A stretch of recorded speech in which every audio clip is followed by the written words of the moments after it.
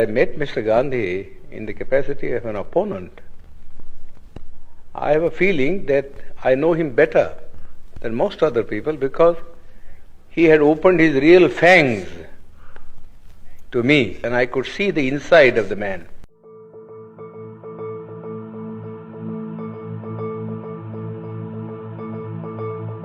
While others who generally went there as devotees saw nothing of him except the external appearance which he had put up as a Mahatma. But I saw him in his human capacity, the bare man in him.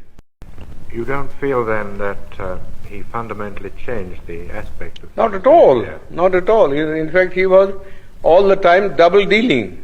He conducted two papers, one in English, the Harijan, and before that, Young India. And in Gujarati, he conducted another paper, you see, which is called the Deenbandhu or something like that. Now, if you read the two papers, you will see how Mr. Gandhi was deceiving the people. In the English paper, he posed himself as an opponent of the caste system and of untouchability, and that he was a Democrat. But if you read his Gujarati magazine, you will see him a more orthodox man. He has been supporting the caste system, the Varnashram Dharma, and all the orthodox dogmas, you see, which have kept India down all through ages. In fact, somebody ought to write Mr. Gandhi's biography by making a comparative study of the statements made by Mr. Gandhi in his Harijan and the statements made by Mr. Gandhi in this Gujarati paper. The Western world only reads the English paper, where Mr. Gandhi, in order to keep himself in the esteem of the Western people who believe in democracy, was advocating democratic ideals. But you got to see also what he actually taught to the people in his vernacular paper. Nobody seems to have made any reference.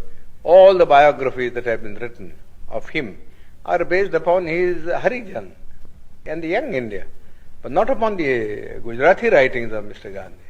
We have been carrying on with untouchability for the last 2000 years. Nobody has bothered about it. Nobody has bothered about it. Yes, there are some disabilities which are very harmful. For instance, people can't take water, and people can't have land to cultivate and earn their livelihood. But the other things which are far more important, you see, namely that they should have the same status in the country and that they should have the opportunity to hold high offices so that not only their dignity will rise, but also they will get what I call strategic positions from which they could protect their own people. Mr. Gandhi was totally opposed. Totally opposed. He was content with things like temple entry. Temple entry, that was all the thing that he wanted to do. Which is nobody cares for Hindu temples now. The untouchables have become so conscious of the fact that temple going is of no consequence at all. You live in the untouchable quarters, just the same, whether you went into the temple or whether you did not go into the temple. People at one time would not allow the untouchables to travel by railways because of pollution. But now they don't mind because the railways won't make any separate arrangement.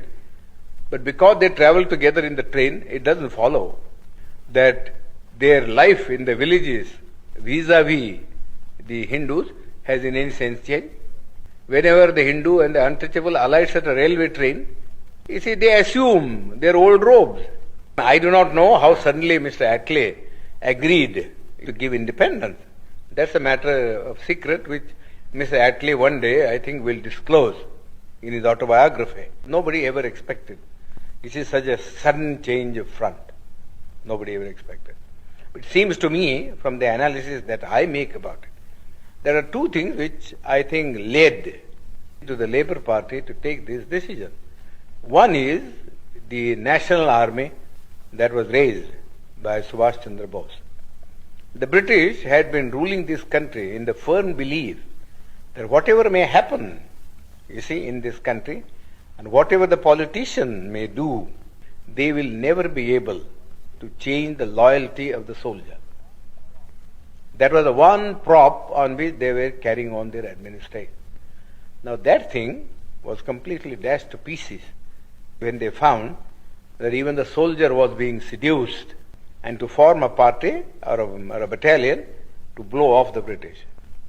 Then I think the British came to the conclusion that if they were to rule India, the only basis on which they could rule was the maintenance of the British Army, going back to the year 1857, when the Indian soldier rebelled against the East India Company.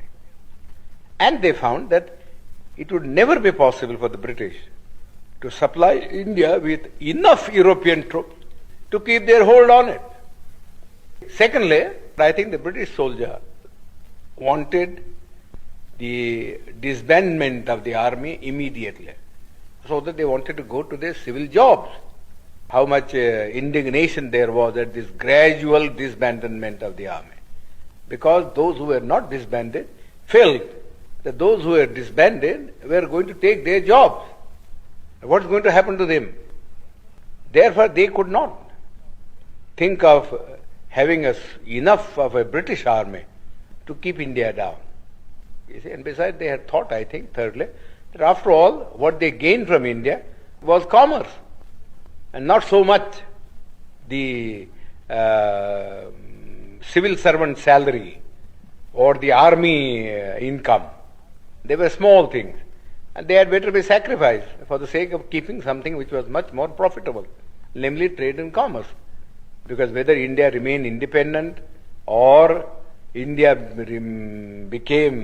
accepted dominion status or something lesser than that, the trade and commerce would go on just the same.